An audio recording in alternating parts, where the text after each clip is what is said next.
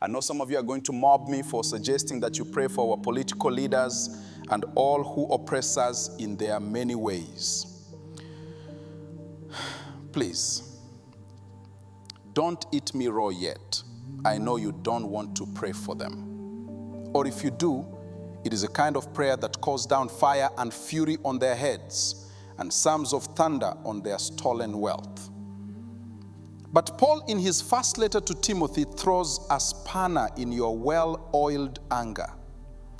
I urge that supplications, prayers, intercessions, and thanksgivings be made for everyone, for kings and all in authority. Everyone, kings, authorities, yes, all those who steal our money. Not the God punish you prayer, but the real thing, the prayer of intercession that seeks their conversion, their wisdom, their humanity. Then I will pray for you.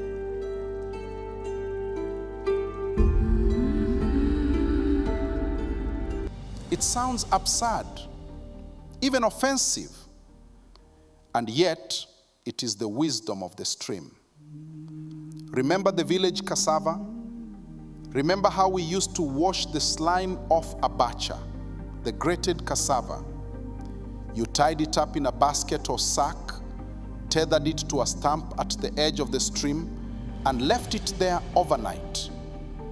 The water did the work, stripping away the poison, cleansing what would have caused harm if eaten raw. By morning, the abacha was safe, pure, ready. And here was the law of the stream. Anyone passing by could scoop a handful to eat, but no one was permitted to cut it away for private storage. The stream provided for all, but it would not allow hoarding. What flowed was meant to be shared. Prayer works the same way. It purifies, but only when it flows. Hoarded prayer, selective prayer, prayer that stops at the boundary of my bitterness turns rancid. Prayer that refuses to flow toward the undeserving becomes no different from the greed Amos condemned. Hear this, you who trample on the needy, buying the poor for silver and the needy for a pair of sandals. And Jesus adds his unsettling voice in Luke's gospel. A corrupt steward, clever in crisis, learns that wealth must move or die. He uses it to build relationships, even if from mixed motives. Jesus praises his shrewdness, not his dishonesty. Why? Because he understood what we often forget. You cannot lock up what was meant to flow.